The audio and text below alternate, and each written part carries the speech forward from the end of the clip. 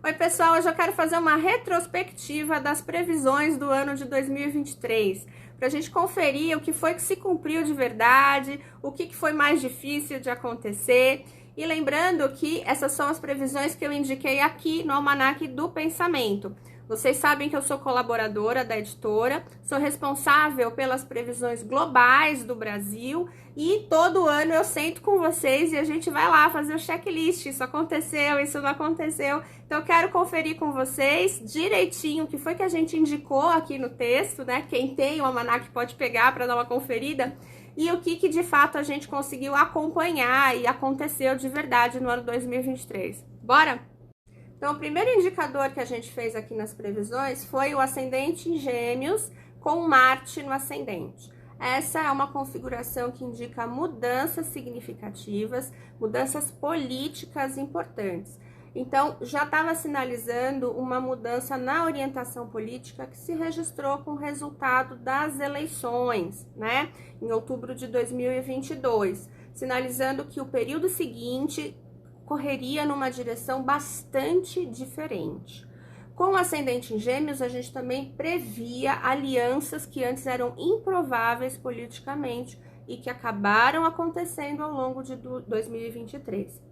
Mas eu acho que a informação mais significativa dessa abertura do mapa está nessa análise tanto do signo de Gêmeos, como também na posição do Sol na casa 3, reforçando então esse caráter geminiano do ano, né?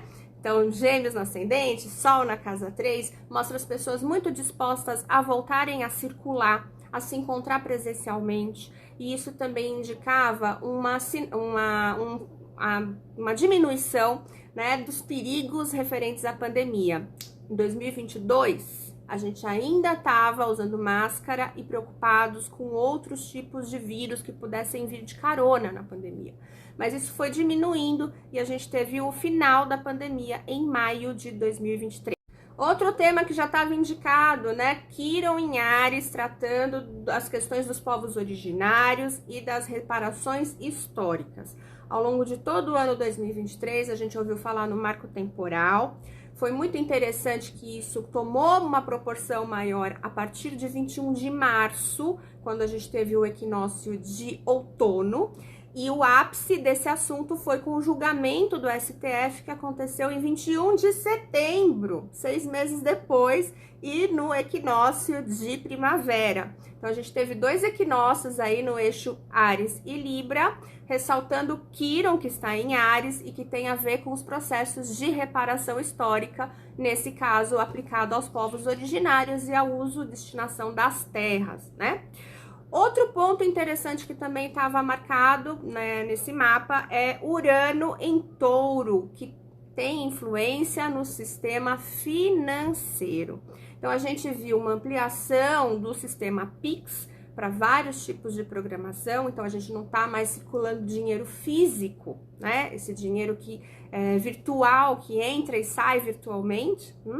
E a gente também teve uma fiscalização maior nos esquemas de pirâmides, né?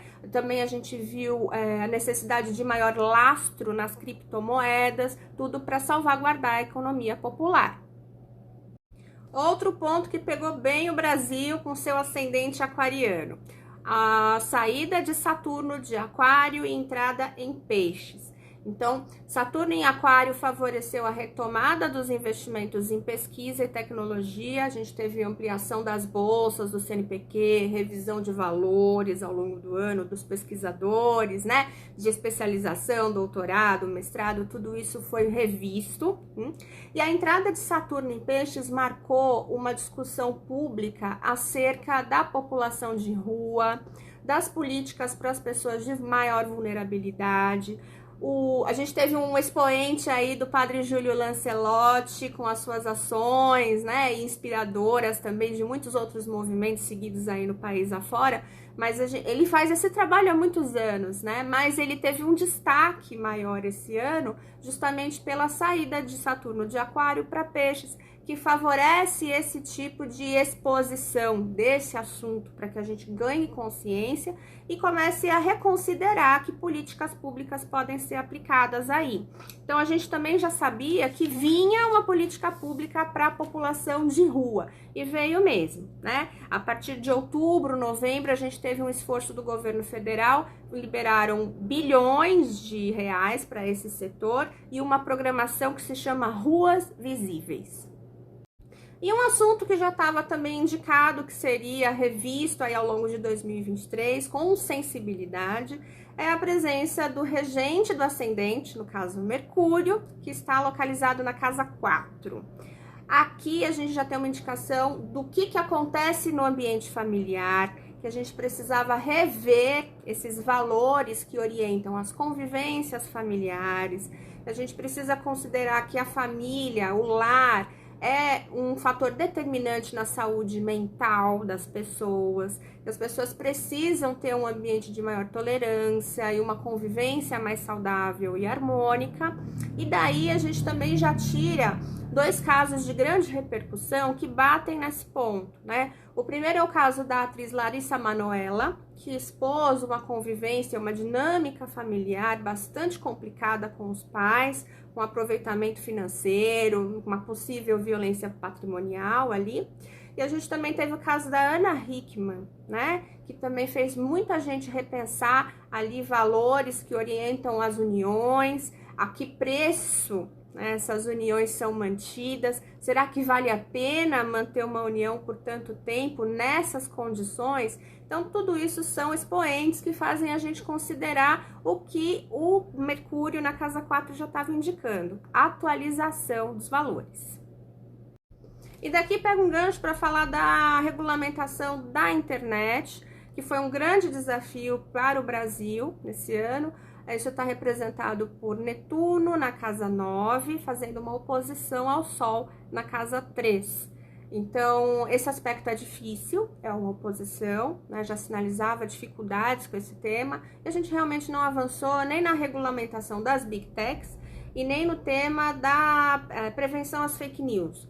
A gente viu que isso envolveu pessoas, prejuízos ao longo do ano, né? Algumas pessoas com a saúde mental abalada e o como elas ficam com essa exposição desmedida e faltante com a verdade, muitas vezes. Então, esse é um tema que a gente ficou devendo esse ano. Daí também a importância da gente considerar a natureza dos aspectos, né? Quadraturas e oposições são aspectos difíceis de serem concretizados ou aplicados de uma forma positiva. Geralmente eles vêm como uma experiência de perda para que a gente compreenda a real necessidade daquela consciência e aí sim a gente possa se esforçar para que ela se materialize de uma forma positiva.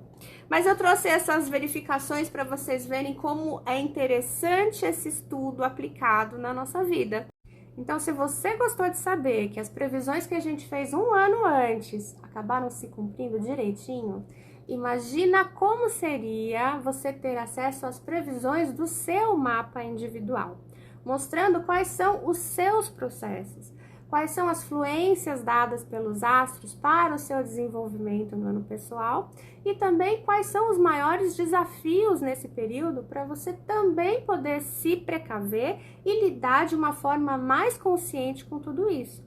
Se você sentiu que está na hora de fazer o estudo do seu mapa astrológico, conta comigo. É só você me chamar por mensagem, ou respondendo um comentário aqui nesse post, ou me chamando pelo número do WhatsApp que eu vou deixar aqui na legenda. Eu vou ficar muito feliz se eu puder contribuir com você em 2024. Um grande beijo!